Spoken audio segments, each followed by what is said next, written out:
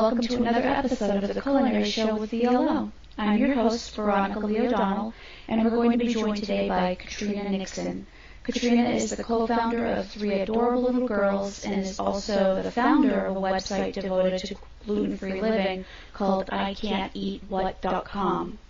Pretty interesting site. She's also written a cookbook, and she has a lot she wants to share with us today. So, Katrina, welcome. How are you today? I'm good. Thanks, Veronica. Thanks for having me. Yes, you're welcome. I understand that we had a little bit of audio issues last time, so we're here to fix that this time and have a really good show. First thing I'd like to ask you is, what exactly is gluten?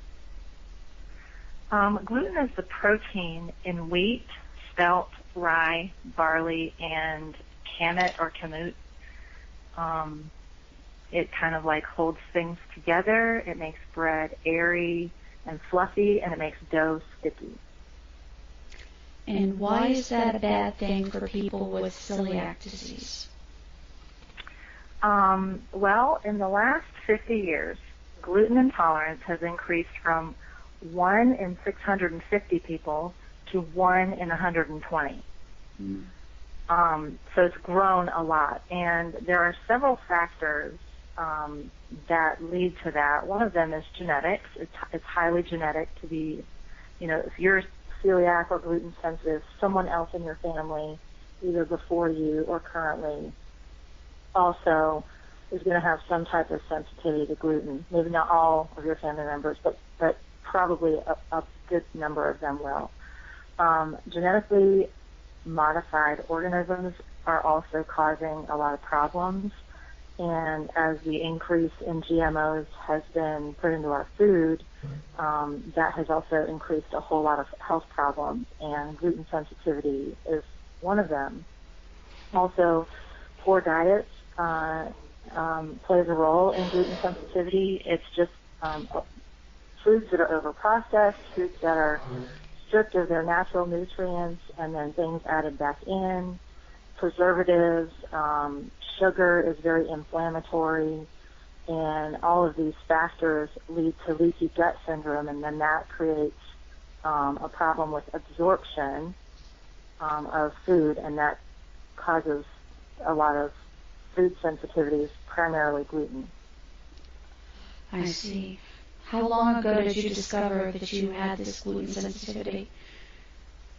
I officially discovered in 2002, but all my life I had GI problems, mostly stomach aches and bloating and gas and just fluctuations in my regularity and, looseness or constipation, things like that. I also had experienced a lot of fatigue and anxiety, which are also symptoms of gluten intolerance, and I had been diagnosed with irritable bowel syndrome, which is quite often linked to gluten sensitivity.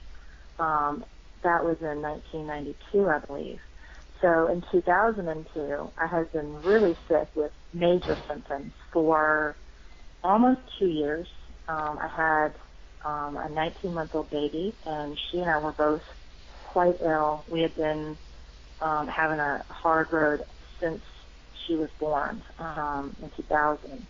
And so a lot of my symptoms were just the same GI issues, only worse. They had increased. Also, I was having severe insomnia, severe mood swings, itching from head to toe, heart palpitations, and a lot of depression and anxiety. And I really wasn't sure what kind of doctor to go to for this, because I was afraid that I would react to traditional medicine, because I had a history of being really sensitive to prescription medicine. And so I just started praying and reading about who to go to and this kind of thing. And I saw an ad in a paper for a naturopath here in Charlotte, North Carolina, that was a GI specialist. And I went to him, and he did a very thorough blood panel, being more susceptible. So that doctor began treating me for all of these things, and I was able to get, a lot of the symptoms under control pretty quickly through his treatment program. And especially one of the main issues was eliminating those foods that I was intolerant to. But it wasn't just gluten, it was gluten, dairy, soy, and eggs. And that was shocking and overwhelming, especially having a baby and being a new mom. And I just remember, spending a lot of moments in front of my cupboards and my refrigerator just trying to figure out what I was going to eat, because I didn't know what my options were at that point. I mean, obviously fruits and vegetables, but right. I was used to eating a lot of rice, a lot of beans, a lot of cheese, a lot of soy, and a lot of bread and things like that. We in this country eat a lot more wheat than people used to because of our modern fast foods and our processed foods, our quick foods that we can pop in the microwave and put in our kids' lunch boxes. And there's this enzyme. Okay, it causes leaky gut because antibodies are built up to attack the TTG that's supposed to digest the gluten proteins, and that leads to leaky gut. And then the leaky gut causes bloating, diarrhea or constipation, weight loss or gain, fat malabsorption and malnutrition, such as anemia, low vitamin D, or osteoporosis. And then down the road, these antibodies don't just attack the TTG, but other organs as well, and systems like the skin, thyroid, the brain. They can cause neurotransmitter issues. And that's one of the reasons why so many people with insomnia have gluten intolerance, because other things are unable to absorb properly or be built up properly, like serotonin and melatonin. They are damaged in this process or aren't built up properly, and so that causes a lot of the insomnia and the mood swings and the emotional problems like depression and anxiety, which is very common in gluten sensitivity or celiac disease. That is fascinating. And most people, I know, I myself, would never have put those things together. And thank you for sharing that with us. You're welcome. So when we started I Can't Eat What, my husband came up with the name I Can't Eat What because that's kind of how I felt. I just felt like, I can't eat what? Are you kidding me? And so we decided that since I had learned so much over the years, that it was time for us to share what we had learned, share our recipes for extreme food intolerances, and sort of be a springboard for people who are new to this, who are struggling, and in that same moment of, I can't eat what? And they're overwhelmed and they don't know what to do. And so we wanted to kind of be an encouragement and sort of a go-to guide in a way for them to find help. And the first cookbook that we developed was for making a little bit easy transition. So it's a gluten-free meal plan cookbook. For 7 days you get breakfast, lunch, snack, and dinner. And when you click on, Monday breakfast, it's an ebook, then you'll see a photograph of the food and then a recipe for that item. So it doubles as a meal plan and a cookbook to kind of give people, here's your first 7 days, here's something that you can do that's actually doable and it tastes good. And there's a lot of things on there that are sort of common things that you would, instead of doing this over here, you can do this. So that's kind of our goal with the website is just to help people to get started and to take a little bit of the stress off and the overwhelming feeling that comes when you find out about your food sensitivity. Right. So you really make it easy for people to get into this gluten-free lifestyle with your books. Now, they have a choice between a paper book and an online ebook? We have 4 cookbooks. 3 of them are just ebooks, and one of them, the bread cookbook, is actually something that you can either get in ebook format or you can order it I believe it's lulu.com, and you can get a printed version. You can get it in color and have it, I think it's spiral bound maybe. Okay. So there's a couple options there. And we're working on getting some cooking classes done and sort of a step-by-step guide for what do I do, because I have a lot of friends that come to me and say, I think I need to do this, but I don't know where to start. And I just want to kind of give people sort of a step-by-step, here's what you do for breakfast. Here's what you can do for lunch.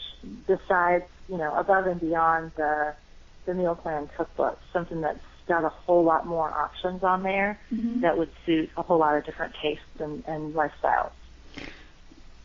I love this idea, and you know what, I'm wondering how much of what I'm experiencing or the people around me that I know are experiencing that has to do with this gluten sensitivity, and they don't even know it. Yes, I agree. I think that from what I've learned is that because it's increased so much, a lot of people have maybe even a mild sensitivity to gluten, and it would benefit them to try a 30-day gluten-free lifestyle just to see if they feel better, because there's a lot of false negatives in allergy testing or food sensitivity testing. So a lot of times people have had a gluten sensitivity test and it came back negative, but then they're still not feeling well. Right. And really the best test is just to eliminate that food and see how you do for 30 days. And then when you reintroduce that food, then see how you feel and really, keep a close monitor on what your symptoms are. Because people are so quick to go to the doctor, think, well, my doctor says this or my doctor says that, but our bodies are so complex that we can't expect our doctors to know everything all the time. Right. And not only that, but sometimes we could be being given medication for something that isn't even what's wrong with us, or misdiagnosed. Right. So you're giving us an easy way. Yeah, and there are a lot of illnesses that are treated with medicine that could be, the medicine is sort of, the medicine is sort of the Band-Aid, but the problem never gets well. We in this country eat a lot more wheat than people used to because of our modern fast foods and our processed foods, our quick foods that we can pop in the microwave and put in our kids' lunch boxes. And there's this enzyme, it causes leaky gut because antibodies are built up to attack the TTG that's supposed to digest the gluten proteins, and that leads to leaky gut. And then the leaky gut causes bloating, diarrhea or constipation, weight loss or gain, fat malabsorption and malnutrition, such as anemia, low vitamin D or osteoporosis. And then down the road, these antibodies don't just attack the TTG, but other organs as well, and systems like the skin, thyroid, the brain. They can cause neurotransmitter issues.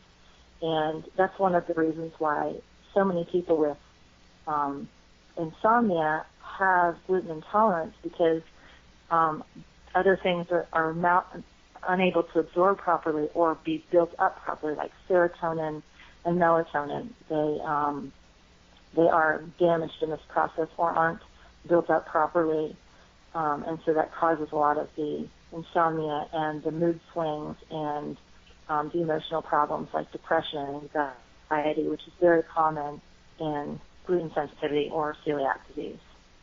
That is fascinating. And most people I know, I myself, would never have put those things together.